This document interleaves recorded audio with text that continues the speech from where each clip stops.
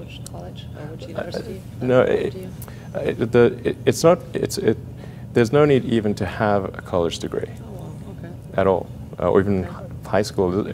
I mean, if somebody graduated from a great university, that may be an indication that they will be capable of great things, but it's not necessarily the case.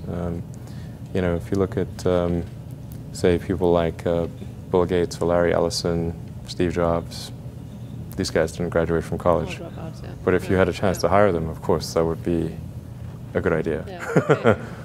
So, you know, just looking just for evidence of exceptional ability, and if there's a track record of exceptional achievement, then it's likely that that will continue into the future. Mm-hmm. How I describe myself?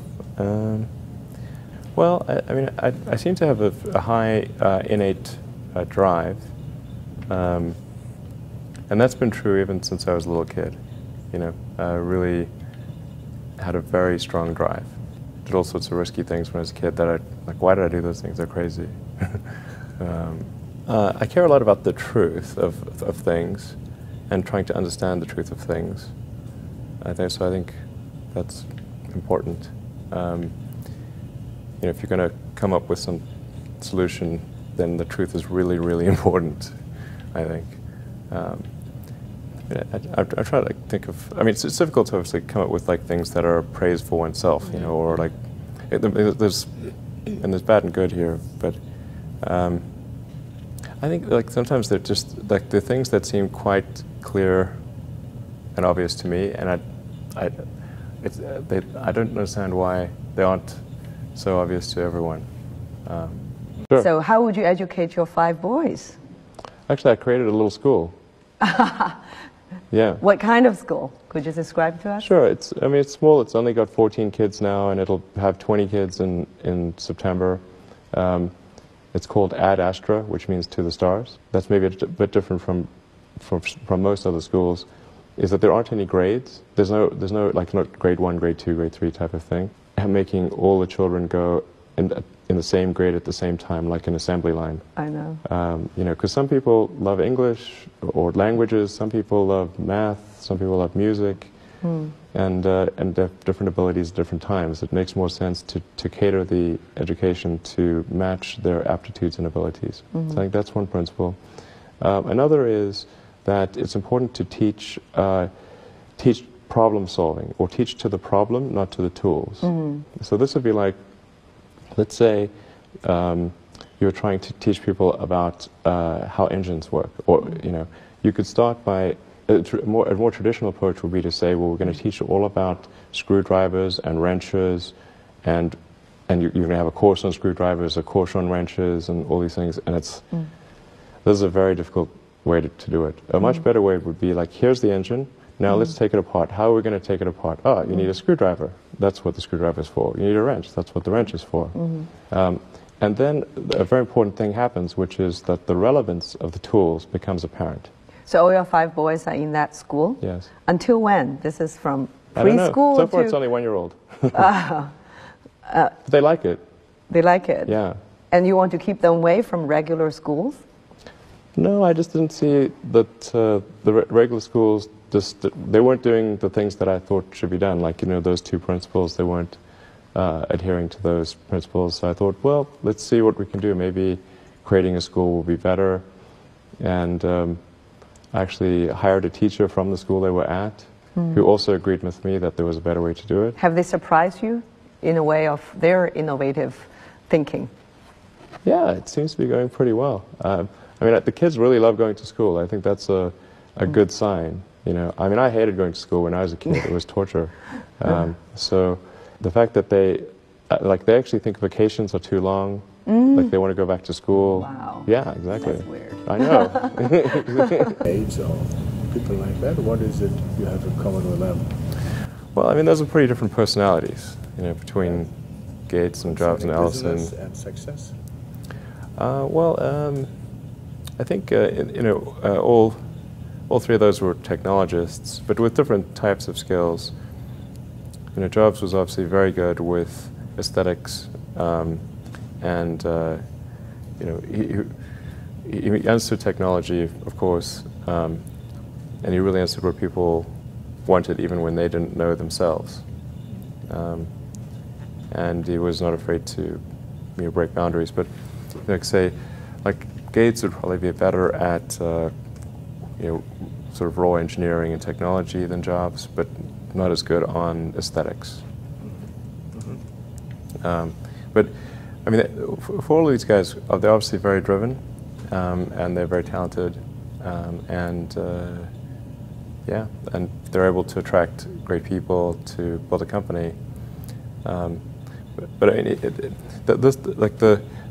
the ability to attract and motivate great people is critical to the success of a company, because a company is it's a group of people that are assembled to create a product or service. That's the purpose of a company. People sometimes forget this elementary truth, and so if you're able to get great people to join the company and work together towards a common goal, and you sort of have a relentless sense of perfection about that goal, then you will end up with a great product. And if you have a great product, lots of people will buy it, and then the company will be successful. Yeah. But really, it's pretty straightforward, really. I mean, yeah, that's the reason for it. I wouldn't say I'm fearless. In fact, I think I feel fear quite strongly. But if what we're doing is, what I'm doing is, I think is important enough, then I just override the fear. Mm-hmm. So, but it's not as though I feel it like more strongly than I would like. And in which areas would you never go full risk if you still are fearful? Well, it really depends on the stakes. If the stakes are high, if it's really important, then I will overcome the fear and just do it anyway. Mm-hmm. But essentially, I mean, drive overrides fear, but I feel the fear. It's kind of annoying. I wish I didn't. Okay. I wish I felt it less. Uh-huh. So, yeah. All these introspective questions are interesting. I don't get asked these very often. And then, like, I'm trying to think, like, what is like an accurate reply? And some of these, it's hard to evaluate yourself on these things. Mm-hmm. Which company you founded was the most risky at the start? Well, probably SpaceX. I thought it had the lowest chance of success. I mean, I thought both Tesla and SpaceX would fail at the beginning. You thought? Yeah, So? sure. Really? Of course. But nevertheless, you put all your money in that, in both. I expected to lose it. Well, technically, what I thought was, well, I'll take half the money from PayPal, and if I lose half of it, that's okay. But then, of course, the companies encounter difficulties, and then I have a choice of either let the company die or put all the money into the companies. And so I really didn't want the companies to die, so I put all the money in the companies. Yeah. And then I had to borrow money from friends to pay living expenses. Yes. What was your best idea ever? My best idea ever? Yeah. This is tricky. I suppose coming to North America was my best idea. Okay. Because I think these things would not have been accomplished almost anywhere else. It's really hard to start a company, but in particularly California, Silicon Valley is very conducive to startup companies, and so whenever I'd read books in South Africa, it would seem like the cutting edge of technology was in Silicon Valley, and so that's when I wanted to come and I wanted to move to this mythical place. Okay. And are there things you regret having done or for not having done so far? Well, there's lots of things that when life is short, and there's lots of things that could be done that one can't necessarily do. And these really are introspective questions. I think, I mean, overall, I think I'm pretty happy with what you know, where things are. It's hard not to be, honestly. Yeah. You know, I'd be, yeah. Yeah, things are in a good place right now, and I mean, I'd like to, looking ahead, I'd like to see humanity go beyond Earth and have people on Mars. That would be really great. And to see widespread adoption of electric vehicles and renewable energy. These are great things. And yeah, I think those would be really, really cool.